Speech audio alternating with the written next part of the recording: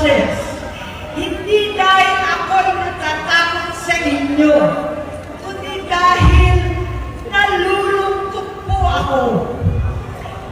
Ipagpaumanhin ninyo kung sa gitna ng pagsasalita ko, ako'y hihinto, hihinga dahil sa bigat ng aking kalooban. Pero hindi yan ang dapat kong ihingi ng paumanhin. Hindi yan ang kasalanan ko sa bayan na dapat ihingi ko ng tawad. Narito po ako dahil sa tawag ng Iglesia ni Cristo para sa transparency, accountability, at hustisya. At dahil sa tawag ng sarili kong konsensya, bilang senador, bilang kapatid, bilang Pilipino. Bata pa lamang kami ni Bongbong. Alam na ng buong pamilya ang problema sa kanya.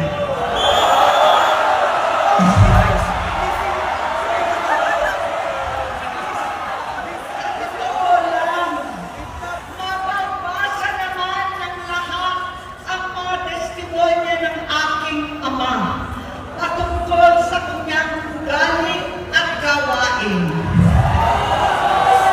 Noon, dahil may tatay pa kami, hindi ko pa siya responsibilidad.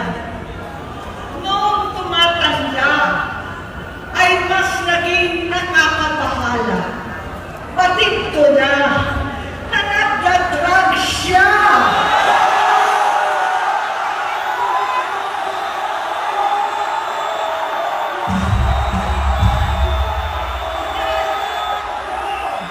At ng pamilya, nalaman ng pamilya, seryoso ito.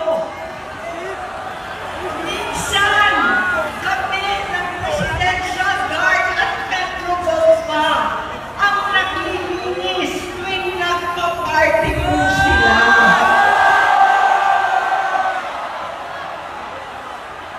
Nabuhay kaming magkakapatid sa ibang bansa. Kami-kami lang. Kinumbinsi ko pa si Bongbong. Pakasalan mo na si Lisa. Naisip ko noon, kapag nag-asawa siya, malalagay na sa tahimik at magkakaroon ng direksyon. Ang laki ng pagkakamali ko. Mas lumala ang kanyang paglulong, magkalulong sa droga.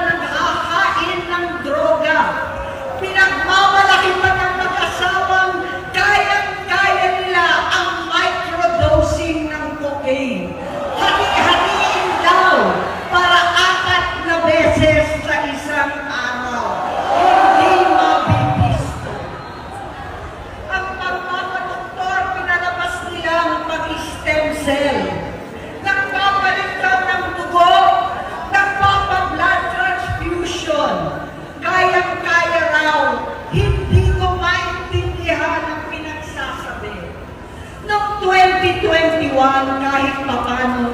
Nagkikita kami at nagkakausap. Sumamba siya sa akin, talagang hinintunan niya. Naniwala ako kasi sabi niya gusto niyang tumakbo. Ang sabi ko, tutulong ako sa abot ng aking makakaya. Ipinakilala ko si Bongbong kay Inday. Naging magkatandem sila. Pagkatapos noon ay biglang hindi na niya ako ulit kilala. Kahit si Inday, nagtataka, bigla ako na-itsakwera. Kahit ganon, nangampanya pa ako para sa kanya, kahit si Inday na lang ang aking nakakausap. Hindi ko alam bakit ako nakabang sa headquarters nila sa Mandaluyong. Hindi ko alam bakit walang nagre-report sa akin tungkol sa kampanya. Sa totoo lang, masakit mang aminin, nung dinidisqualify na siya, halos papaboran ko na sana dahil may nagsumbong sa akin mula sa kanyang campaign team na gumagamit na naman siya. Nung sinabihan ko, siya at mga taong nasa paligid niya, nagkaisa silang tuluyan akong alisin sa kampanya na ako naman ang bumuo. Sinabi nilang gusto ko na siya ay ma-disqualify para ako ang pumalit. Hindi totoo yun! Iniisip ko ang kalagayan ng aking kapatid at paano siya magsisilbi kung ganyan ang kalagayan niya. Pero pinaparating sa akin na hindi siya lulong at minsan na lamang tuwing nagpa-party. Hindi ko maipaliwanag bakit gusto ko maniwala at hindi mawala ng pag-asa. Noong nanalo siya, naging pinakamalayo na kami sa isa't isa. Maliban sa opisyal na takbuhan at kapag pumupunta yung nanay namin, hindi ako sumama sa loob ng 3 taon dyan sa Malacanang. Dahil lantaran na doon ang inuman, ang paggamit nila ng cocaine at mga bawal na gamot. Hindi ba nila nakikita, naririnig, kakaiba na siya magsalita, hindi na maintindihan kung ano-ano na ang sinasabi at wala na sa sarili. Nagtatago sa kabaitan niya ang pang-aabuso niya sa droga. At nagbunga na ito ng mga nakakapinsalang maling desisyon. Hinayaan niyang kumilos ang mga nakapalibot sa kanya. Yung mga umaastang presidente habang nilululong siya ng mga ito. Hindi na kami nagkausap. Sa harap ng publiko, pinipilit ko magmukha kaming maayos.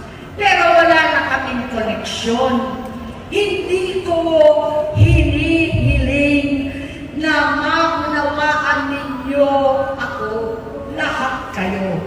Sa palagay ko, ang makakaunawa lamang sa akin ay ang mga pamilya may pinagdaanan sa adiksyon, sa inom, sa sugal, sa alak, sa bisyo, higit sa lahat, sa droga. Pag hindi ko siya nakakasama, buong aking loob na ipasok sa institusyon, ipagamot, iparihab ko na yan. Pero tuwing maghaharap kami noon, hindi kaya ng aking kalooban na gawin yon. Tuwing magsasabi siya sa akin na magbabago na siya, hindi ko siya kayang tiisin. Hindi ko kayang ipagkait sa kanyang pagkakataon at pagbabakasakali, umaasa ako at laging nananalangin na sana, oo nga,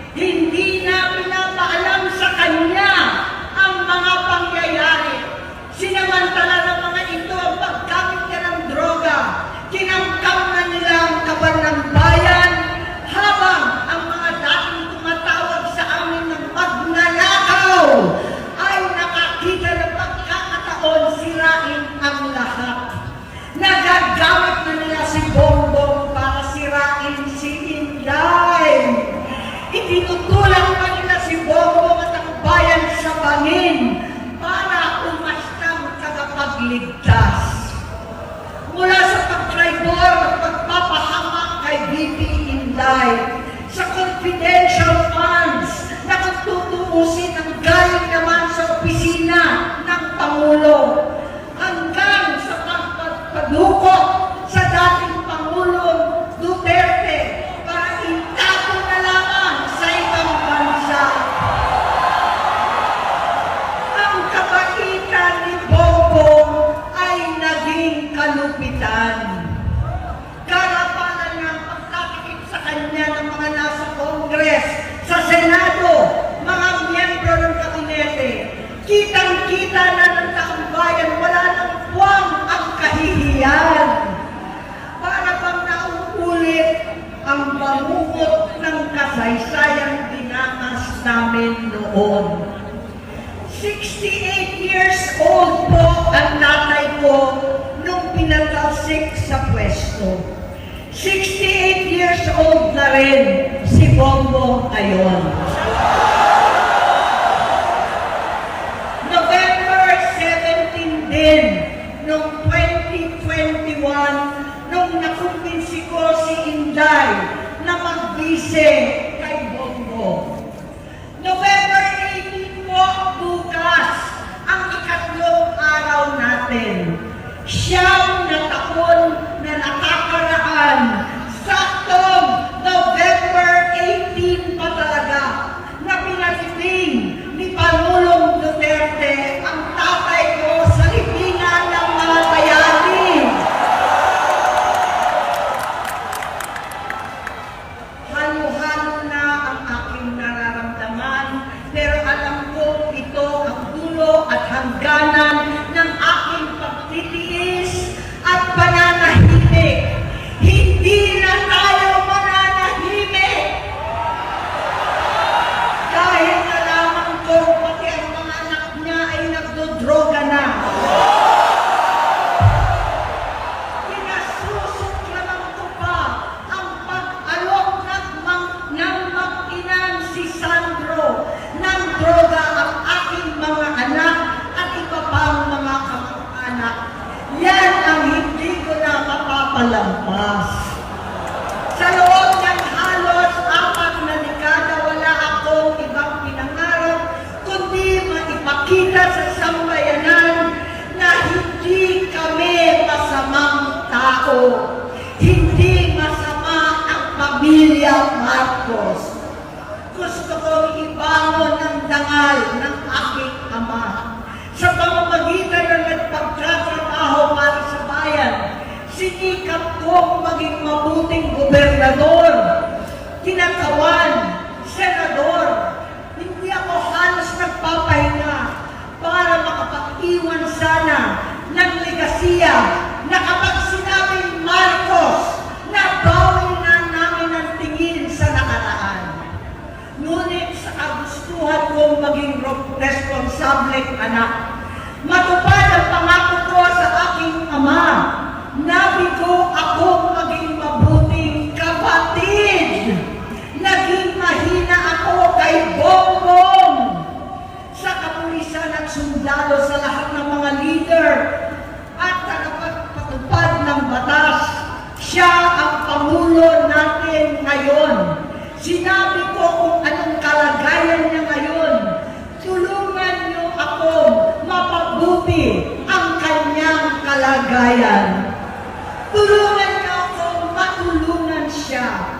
Hindi niya ako kalaban. Ang kalaban niya ay ang sarili niya. At nadadamay ang bansa sa laban na yan. Bilang senador at lingkod bayan, batid ko ang mga problema at gaya ng bayan, alam ko rin ano ang solusyon. Sa pagkakawatak-watak, patuloy na pamumulitika, pagnanasa sa kapangyarihan ng mga talunan naman, kaguluhan sa Mindanao, alanganing giyera sa China at Estados Unidos, kawalang pananagutan sa flood control scam, karapalang kahiman, panggigipit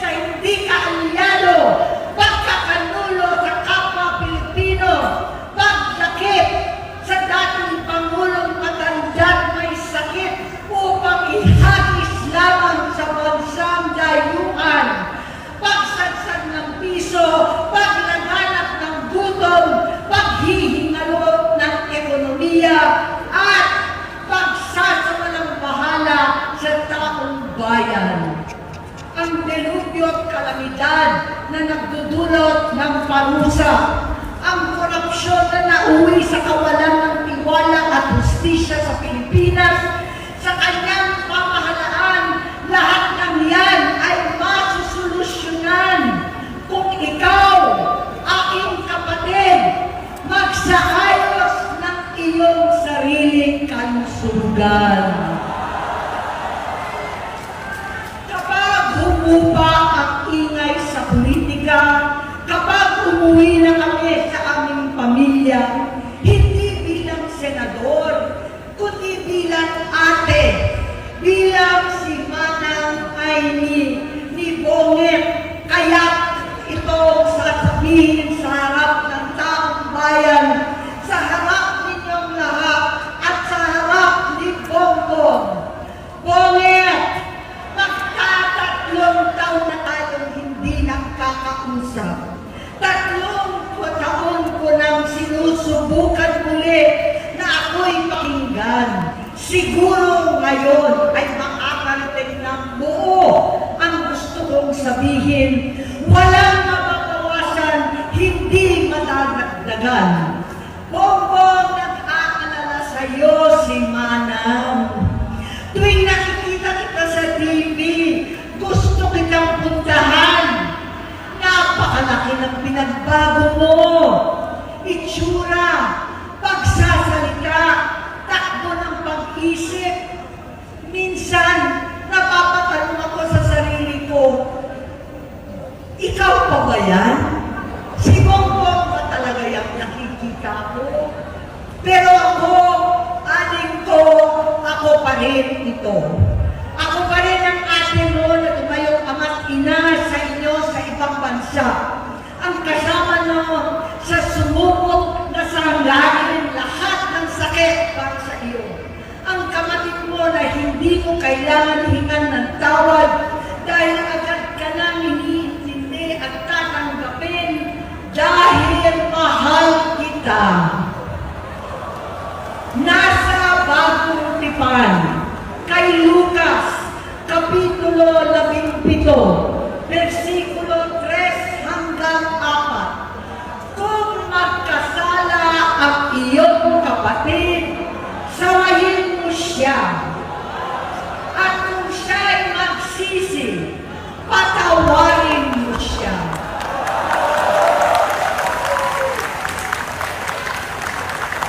Tama na, aling ko. Tapusin mo na ang paghihirap mo at ng bayan.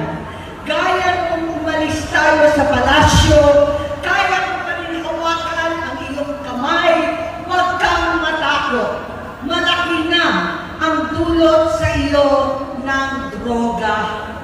Sinisisi ko ang sarili ko dahil hindi ako nakinig sa mga sumbong. Hindi ako nakialam. Hindi ako maniwala. Pero hindi pa huli ang lahat. Tama na, aling ko. Magpahinga na tayo. Umuwi na tayo. Magpagamot, magpagaling at nangangako ako. Hindi ako malilinang, hindi ako magkukulang. Lahat ng kasama mo ngayon, hindi natin kasama sa pinakamadilim na bahagi ng buhay natin. Kasama mo sila ngayon dahil nasa taas ka pa. Ako at ang ating mga tunay na kapatid dito sa Luneta ang kasama mo kahit magdilim ulit ang lahat. Talikuran mo ang iniisip at ibinubulong lang ang misyon. Unahin na natin ang kalusugan mo dahil sa adiksyon na bigyan mo ng malubhang karamdaman ang buong bansang Pilipino. Matatanda na tayo, sakitan na si Mami, alagaan na lang natin ang isa't isa. Kaliwat kanan man ang pagbuhusga sa akin, malinaw sa aking puso na dapat mauna ang Diyos, ang bayan,